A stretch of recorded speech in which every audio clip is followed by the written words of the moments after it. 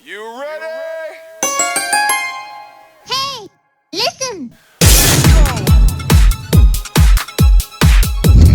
Get some. Yeah.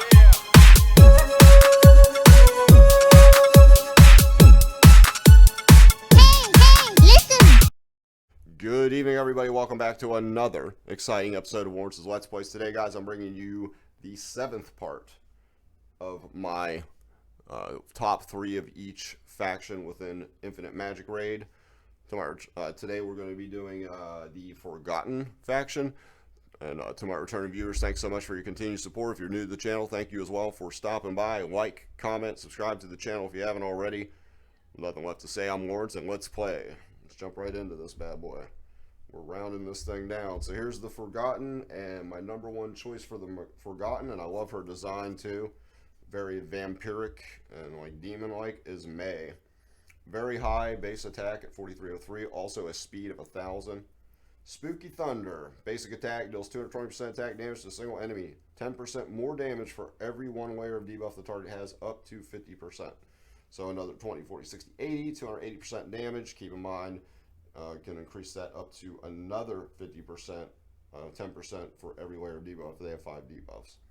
Deals 3 stages of 80% attack damage each to all enemies, so AoE. This is Growl. Afterward, there is a 40% chance to inflict Horrify for a turn. The chance increases by 10% for every layer of debuff the target has, up to 40%. That can be increased to a 20% more. So 80%, it's not a lot of damage, but what I like about this skill in her kit with a cooldown reduction to 3 levels is that Horrify has a 50% chance to make the enemy miss. Deals 80% attack damage to enemy targets with debuffs at the end of her turn. Now that's nice because depending on how many of the enemies have a debuff, this could technically be an AoE skill. And 80%, 90, 100, 110, 120, and it's going to be at the end of every turn. 200% attack damage to all enemies with a 6% chance to reduce their attack by 40% for 2 turns. This is my favorite skill that she has, Thunder's Punishment. 5 turn can be reduced to a 4 turn cooldown, because then we're talking 240, 260, 275% damage to all enemies, and a 60% chance to reduce their attack by 40% for 2 rounds is not too bad on a 4 turn cooldown. Very strong hero. And now we got my second choice is, where is she? Zyra. Really cool design on her too. Attack not too bad, 3904. Speed is very nice, 1020. Fate Cube, basic attack, deals 200% defense damage to a single enemy with a 30% chance to reduce the target's attack by 20% for 2 turns, with a 30% chance to reduce their defense by 30% for 2 turns. And this is cool because, like another hero, I forget who it was. God, what was his name? Hang on, I'll get it. I promise. Yeah, like Taff. Taff has that. Has a 30% chance to reduce or to add a bleed or poison, and a 30% chance to add like an enhanced poison attack, whatever it was called, that adds 25%. So she has a similar kind of skill in her kit. 30% chance to reduce the target's attack by 20% for 2 turns, and a 30% chance to reduce their defense by 30% for 2 turns.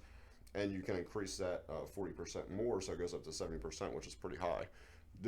Shadow Play, active skill, deals 200% defense damage to an enemy and another 2 random enemies. Great, so 3 enemies getting hit. With a 30% chance to inflict freeze or 30% chance to inflict silence for 1 turn, and that can be raised up to a 60%. Again, a second skill that has the ability to do 2 different things, 2 different debuffs, a freeze and silence. Pretty nice. Queen of Eternal Night, passive skill. Zyra gains 5 layers of Eternal Night at the beginning of each wave. Each layer increases Zyra's effect resistance by 10%. It reduces the damage she takes by 4%. 1 layer of Eternal Night is lost when she is inflicted with a control effect, and 1 layer of Eternal Night is gained when she successfully inflicts a control effect. When a turn starts, for every enemy target under a control effect, Zyra restores self HP by 2.2% of max HP. As you level that skill up, you see it goes up 0.2% max HP. So that's pretty nice, gives her some survivability. Deals 200% defense damage to all enemies, 30% chance to inflict freeze, stun, silence, hypnotize, and horrify on every target for a round. That's pretty crazy. 10%, 10%, 10%. So we can get that up to a 60% chance to hit them with 1, 2, 3, 4, 5 debuffs. That's pretty insane. So that's number 2. And rounding it off, we're going to go with,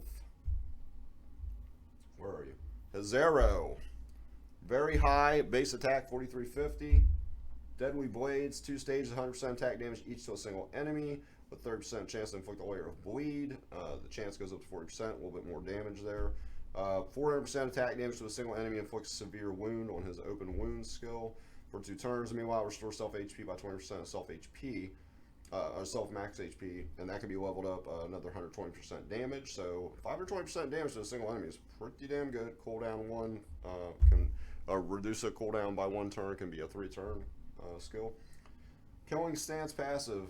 Hazaro increases his bleed damage dealt by 8% for every 1 layer of bleed he successfully inflicts up to 10 times. It can go up to 9, 10, 1, 2, 4, 6. So 14% more damage. That's pretty nasty. That allows him to really stack those bleeds and do a lot of damage. And finally, Dismembering. Inflicts severe wound on an enemy target for 2 turns and deals 4 stages of 100% attack damage each to them, with a 50% chance to inflict 1 layer of bleed for 2 turns. That can go up to a 70% chance and reduce to 4 turns. And again, severe wound, reduce healed effect by 80%. So pretty solid character as well. That's all I got to say about this faction.